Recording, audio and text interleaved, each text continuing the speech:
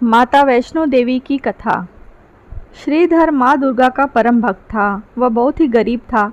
एक बार श्रीधर को स्वप्न में माँ दुर्गा के दर्शन हुए। श्रीधर माँ दुर्गा के उस स्वप्न को देखकर इतना प्रभावित हुआ कि उसने माँ दुर्गा का भंडारा करने का निर्णय किया। लेकिन गरीब होने के कारण वह मोहल्ले के लोगों को भंडारा कराने में असक्त था। एक दिन श्रीधर ने शुभ मुहूर्त देखकर देवी का भंडारा करने का निर्णय किया और आस पड़ोस के गांव वालों को निमंत्रण दे आया। जैसे जैसे दिन बीतने लगा वह भिक्षा मांगने जाता और भंडारे के लिए सामान इकट्ठा करना शुरू किया। लेकिन जितने भोजन की आवश्यकता थी उतना राशन नहीं जुटा पा रहा था। इसी तरह दिन बीतता गया और भंडारा का दिन आ गया। उस दिन श्रीधर को नींद भी नहीं आई और उन्होंने देवी के सामने अपनी आंखें बंद कर ली और अब सोचने लगे कि मैं सबको कैसे खिलाऊंगा। भक्त श्रीधर माँ दुर्गा से विनती करने लगा कि हे माँ, मेरी मदद करें। इसी दौरान गांव के कुछ लोग भंडारे के लिए आने लगे और जैसे जैसे सब उसके झोपड़ी में बैठने लगे श्रीधर की चिंता भी बढ़ने लगी। परंतु कुछ समय पश्चात उसे आश्चर्य हुआ कि इतनी छोटी झोपड़ी में इतने लोग बैठे हैं, फिर भी झोपड़ी में बैठने के लिए काफ़ी जगह बची है। और भंडार गृह में देखने पर उसे पता चला सारे बर्तन भोजन से भरे हुए हैं और भोजन बर्तनों में अपने आप भरा रहा है। इस अद्भुत घटना को देखकर सभी लोग हैरान रह गए। तब भक्त श्रीधर ने एक छोटी सी बच्ची को अपनी कुटिया में सबको खिलाते हुए देखा। उसे यह जानने में देर नहीं लगी कि वह लड़की कोई और नहीं बल्कि खुद माँ दुर्गा थी।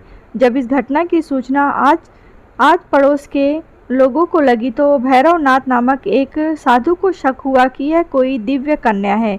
उस कन्या के बारे में जानने के लिए वह साधु कन्या का पीछा करने लगा। भैरवनाथ को देख देवी तेजी से भागने लगी। भैरवनाथ भी उनका पीछा करने लगा। तब देवी कन्या रूप में वायु रूप में बदलकर त्रिकुटा पर्वत की ओर उड़ चली। जैसी मान्यता भी है कि जब देवी भैरवनाथ से बचकर जा रहे थे तो भगवान हनुमान उनकी रक्षा के लिए भैरवनाथ से लड़ने लगे। तभी पवन पुत्र हनुमान को प्यास लगी तो माता से आग्रह करने पर माता ने धनुष द्वारा पहाड़ पर बाण चलाकर जल प्रकट किया और उसी जल में अपने केश धोए। जब देवी भागते भागते थक गई तो एक स्थान पर रुककर पीछे मुड़कर भैरवनाथ को देखने लगी। उसी स्थान पर माँ दुर्गा के चरणों के निशान बन गए। इस स्थान को चरण पादुका नाम पूजा जाता है। कन्या रूपी माँ ने भैरवनाथ को समझाने की कोशिश की, परंतु जब वह नहीं माना तो माता उससे बचने के लिए उसी पर्वत की गुफा में जाकर छिप गईं। इस गुफा में देवी दुर्गा 9 महीने तक छुपी रहीं।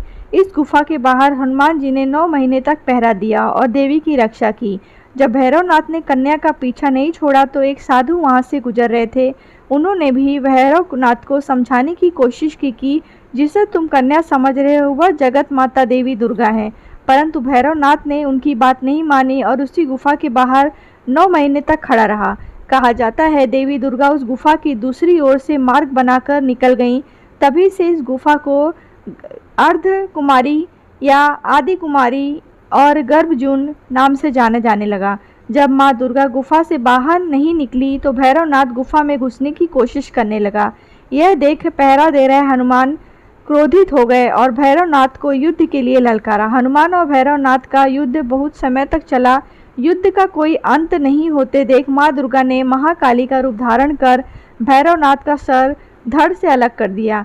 यह भी कहा जाता है कि वध के बाद भैरवनाथ को अपनी मूर्खता पर पछतावा हुआ और वे माँ दुर्गा से माफ़ी मांगने लगे।